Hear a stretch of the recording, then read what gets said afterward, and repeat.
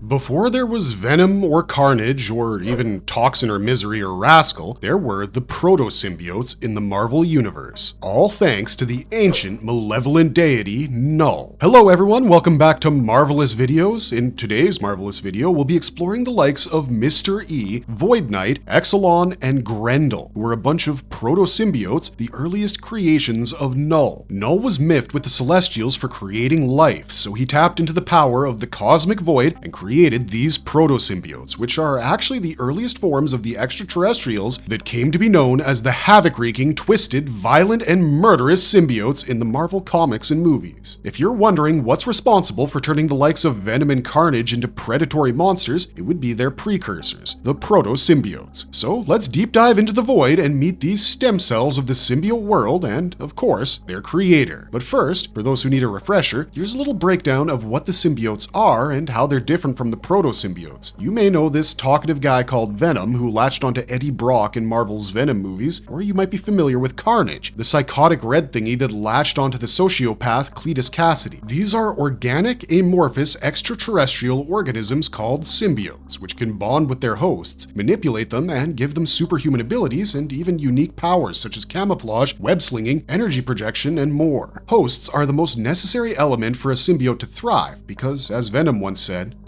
all we have are our hosts, the beings we join with, to forge through the cold and unforgiving cosmos with. The bond between a symbiote and its host is sacred. They give our lives context and our existence meaning. They give us history. All we have are our hosts to tell us who we are. The predecessors of these symbiotes in their absolute basic form are called the proto-symbiotes, which were created billions of years ago by Null. They are the most raw form of this extraterrestrial biology with the potential to evolve into symbiote variants with distinctive characteristics and abilities. Before we go into our explanation, we have a very small request. If you like our content, please support us by subscribing to our channel. This is a small click for you, but for us, it means an awful lot. Thank you. Let's begin. An introduction to Null and the origins of the symbiotes. Now, let's get to know how the symbiote species came into being. No symbiote explanation is complete without an introduction to the evil deity Null, because in Marvel Comics, Null is the god of the symbiotes and their creator, and the proto-symbiotes are his earliest creations. Null first appeared in issue 6 of Thor, God of Thunder in 2013, but his true identity as the creator of the symbiotes was revealed in Venom Volume 4, issue 3 in 2018. Null has been around since before the creation of the universe in the Marvel lore. In fact, he was born out of the living abyss of darkness that existed between the destruction of the 6th cosmos and the creation of the 7th. Null thrived in the abyss, proclaiming it his kingdom and himself the god of darkness, and hence he wasn't all too pleased when the powerful cosmic beings, the Celestials, created life and light. Null perceived this as a threat to his empire and waged a war against the Celestials, especially after he was appointed as the cosmic caretaker of the King in Black, a responsibility he despised. He forged a sword of living darkness from his own shadow, the first ever unrefined symbiote form, and slayed one of the celestial beings, prompting others to banish him into the abyss. But the void is Null's much-loved domain, and using the cosmic energies from the slain Celestial's severed head, Null tempered his symbiote sword, which eventually turned into the dreaded Godslayer, the Necros Sword. Owing to his ability to manipulate and control the darkness, Null has been experimenting with the living abyss ever since his own inception, that is, for billions of years. But it remains ambiguous when exactly Null started creating the parasitic proto-symbiotes. In order to fight back the Celestials who banished him, Null tried to forge a powerful army of symbiotes, saying exactly these words: "I could draw strength from the hosts, glean from them information about my surroundings." But he didn't succeed at his initial attempts, resulting in failed experiments and the creation of the proto-symbiotes as byproducts. But driven by revenge, Null continued his mission for years. Null himself admitted to his own failures, and we quote, "I was unrefined in those early days, and as such, the creation of the proto-symbiote was unclean. To this day, the weaker of my creations carry the scars of their progenitor's birth inside of them." Null's maddening experiments eventually gave birth to several kinds of proto-symbiotes such as the symbiote dragon Grendel, the primordial Mr. E, the destructive Void Knight, and the discarded specimens Exelon. Over time, Null perfected the proto-symbiotes into evolved organisms and created a massive army with the ultimate aim of destroying the cosmos. And as the god of the symbiotes, Null established himself as the supreme controller of the hive mind, turning the symbiotes crazy with bloodlust. He controlled the symbiotes to take over planets and civilizations for billions of years, instructing them to gobble up any and every living threat. Eventually, in the 6th century, some of Null's symbiote dragons, the Grendels, landed on Earth and had a not-so-pleasant encounter with a reckless younger version of the god of thunder, Thor. When their connection to the hive mind was severed and Null was no longer controlling them, these directionless monsters went into an existential crisis and were desperately on the hunt for new hosts. Some bonded with benevolent humans, and their connection corrupted the hive mind with traits like kindness and nobility, as the hive mind is programmed to only carry out sinister directives. Infuriated by the terrifying deeds that Null controlled them into doing, the symbiotes rebelled and managed to trap him at the core of an abandoned planet in the Andromeda galaxy. They named it Clintar, after the symbiote word for cage. However, the Null loyalist symbiotes established a sinister cult on Earth in hopes of freeing their god one day. Meanwhile, the other faction of symbiotes wanted to redeem their dark past and established a peacekeeping community called Agents of the Cosmos, spreading the lie that originally they were a non-violent species. They hoped to convert benevolent hosts into noble warriors and cut off all the evil symbiotes from the hive mind. These ousted symbiotes wanted to restore their predatory reputation and started hijacking entire planets. They corrupted their hosts, forced them to do terrifying acts, and fed off their hormones, which drained the hosts physically, eventually killing them. Just to give you an idea about how long this extraterrestrial species has come from being the unrefined proto-symbiotes to the savage symbiotes that torment the Earth of the current Marvel Universe, we'll cite the example of Venom. This guy has come from the 998th generation of a lineage of symbiotes that hatched from an egg on the planet Clintar.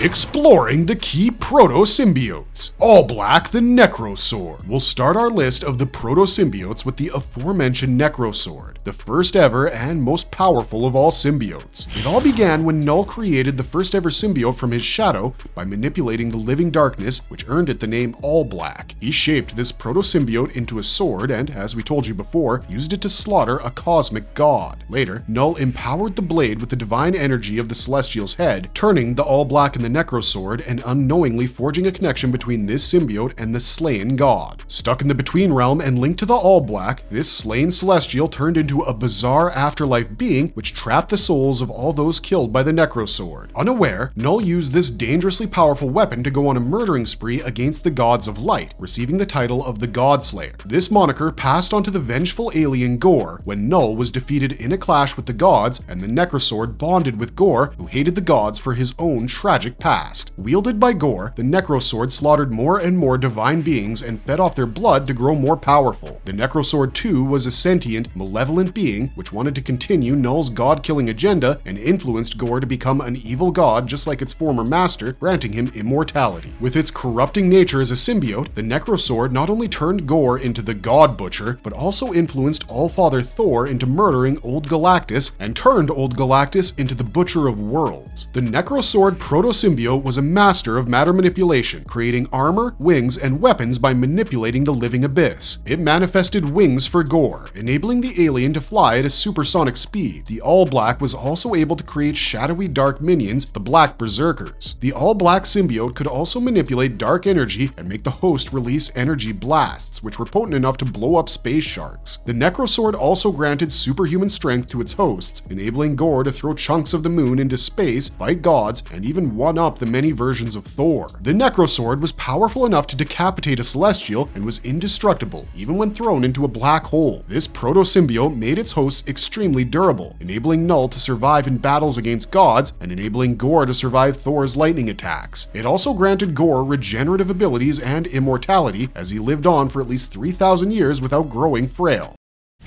Mr. E. Next on our list is this ambitious proto-symbiote created by Null during his initial days of experimenting with the living abyss. However, an alternate comic storyline explains that Mr. E originated in another parallel shadow realm. Mr. E was fiercely loyal to Null and had big plans of turning the sun into a dark star, thus devoiding Earth of light and killing humanity, except for a few who it wanted to turn into shadow slaves. Landing on Earth, Mr. E latched onto the NASA scientist Lewis Tuttle and corrupted his staff with his symbiote offshoots, converting them into his minions, the slaves. It then controlled the shadow slaves into reprogramming a spaceship as a negatronic particle-releasing machine with the intention of destroying the sun. While hurling the ship towards the sun, Mr. E was stopped by Captain Universe, earning him the wrath of his master Null for his failure. Mr. E was granted a second chance when he lashed onto the Spider-Man villain Alistair Smythe, who hates the web superhero and wanted to see him dead. When Mr. E, in Alistair's body, encountered Spider-Man, he recognized the symbiote Venom as his own kind and was taken aback when attacked by his own species. Fading into the shadows, Mr. E emerged again disguised as the Sorcerer Supreme Merlin and attacked Black Knight, who had incapacitated this proto-symbiote before. Mr. E stole Black Knight's ebony blade so that it couldn't be used to kill Null. After wreaking quite some havoc, this proto-symbiote was destroyed when Captain Marvel empowered the ebony blade with her powers and impaled Mr. E with it. In its symbiote form, Mr. E looked like a black, shadowy monster with glowing eyes. When it comes to powers, Mr. E can draw power from the Shadow Realm, where this proto-symbiote originated, and he can also generate appendages such as wings, tendrils, and claws, and he can create offshoots which turn people into shadow slaves. Comprised of the living abyss, Mr. E could also blend with surfaces like a shadow and was intangible, being able to phase through attacks until Captain Marvel nullified its intangibility with her powers.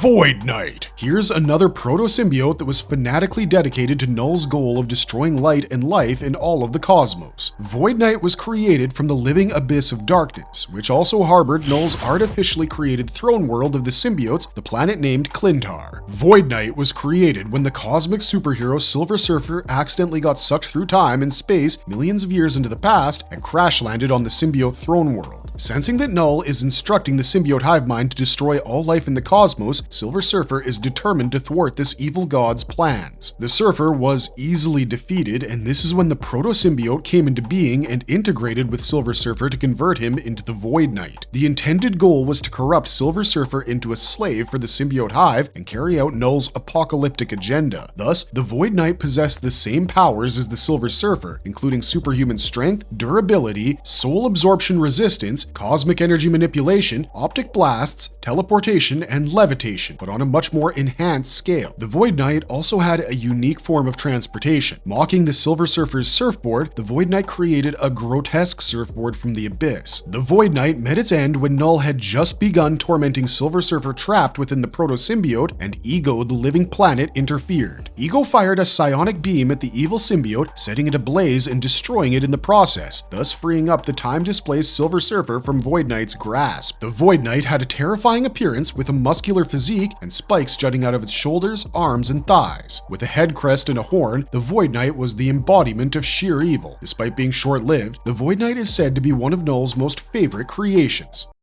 Exelon. These proto-symbiotes were generated during Null's initial experimentation with the living abyss. They turned out to be imperfect byproducts and were dumped in the exoteric latitude region of space as discarded specimens. When Null encountered his failed experiments eons later, he struggled to remember the Exelon at first, but then, when the Exelon-infected Kree named Zach Dell jogged Null's memories, he exclaimed, and we quote, "Ah, I see, the exoteric latitude. I believe I remember this now. I used it as a dumping ground for my failed experiments. I'm sorry, child. You have spent your life thinking you were cursed. I'm afraid it wasn't anything so dramatic. You were born from my trash." A long time after the Exelon were discarded, the extraterrestrial species of Kree explorers landed on the exoteric latitude region after they were sucked in through a wormhole. The Kree were wounded, something that attracted the swarm of these proto-symbiotes, who instantly infected the Kree and latched onto them. The Exelon fed off the Kree Kree's immortal souls and drained the Kree of their memories, turning them into the Nameless, who remained trapped on the exoteric latitude for eons. Owing to their bonding with the Exelon, the Nameless developed pale skin and an emaciated physique, much like the god of symbiotes himself, Null. The Exelon have varied storylines across alternate realities. In the 2021 video game Marvel's Guardian of the Galaxy, when someone smuggled the Exelon symbiote to the planet Inaku B, the planet had to be scorched in order to prevent the parasite from spreading, leaving Inaku B completely uninhabitable. In the Marvel Cinematic Universe's Earth 199999, the Exelon is shown as a humanoid race in the galaxy. In the Guardians of the Galaxy movie, the Exelon monks formed a dark cult that served the megalomaniac Kree Lord Ronan the Accuser. They piloted the Dark Aster during the Battle of Xandar. In the Marvel Animated Universe on Earth 17628, the Exelon symbiotes bonded with the body of Zack Dell, granting him superhuman abilities and turning him into a bounty hunter. The Exelon are swarm parasites that collectively appear as a black mass and cover their hosts with a dark membrane upon bonding. They differ from the other symbiotes in that they require their hosts to be wounded first in order for them to latch on. When the dying hosts lose their souls, the Exelon grant them superhuman abilities such as enhanced regeneration and durability to keep them alive, making their host bodies practically immortal in the process. Under the Exelon's influence, the hosts are able to survive extreme environments without nutrition or hydration. The self-healing ability granted by the Exelon is so effective that the hosts become ageless and retain their youth for eternity, and they even almost lose their sense of pain. In fact, the Nameless carried out pain-inflicting rituals time and again in order to feel something and regain their past memories. The most terrifying thing about the Exelon is that the infected host, by exercising conscious control, can expose their soul and induce the Exelon's plasmids to swarm, attacking opponents. The black symbiote swarm can be controlled from miles away and is strong enough to cover an entire legion of Kree sentries and shatter physical obstructions along the way. The Exelon also enable their host to siphon energy from other beings in order to strengthen themselves.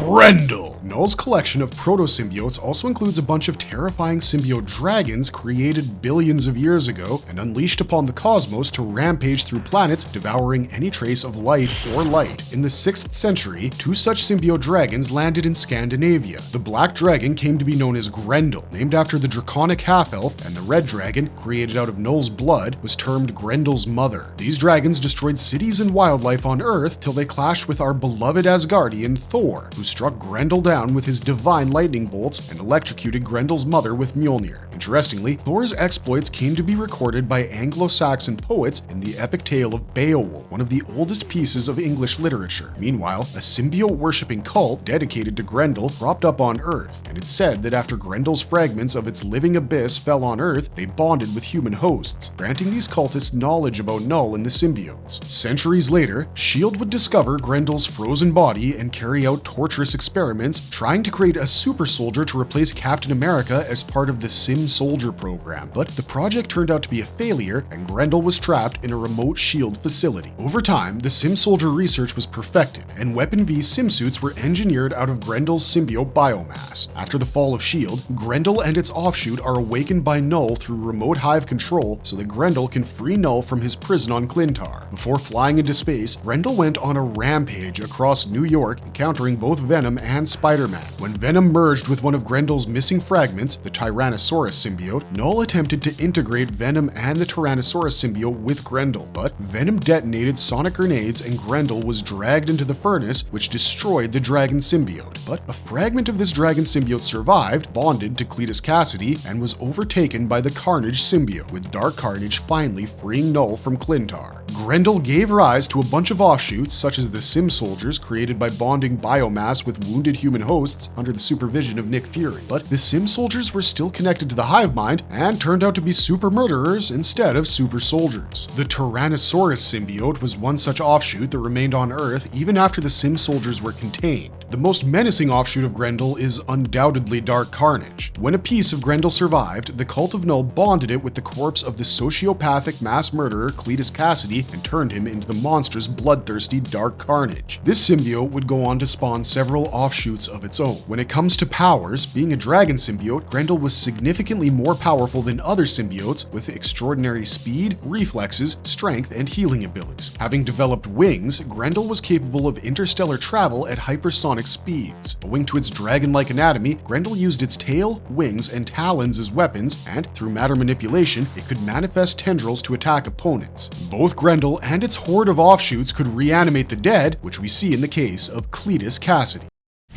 Marvelous verdict! To sum it all up, these proto-symbiotes may have been Null's earliest creations from his experimental days, but they're terrifying and formidable baddies, always on the lookout for new hosts to carry out their master's only agenda, which is summed up best in these very words from Null. I will rid my dark kingdom of this invasive light once and for all, and I'll start with Earth.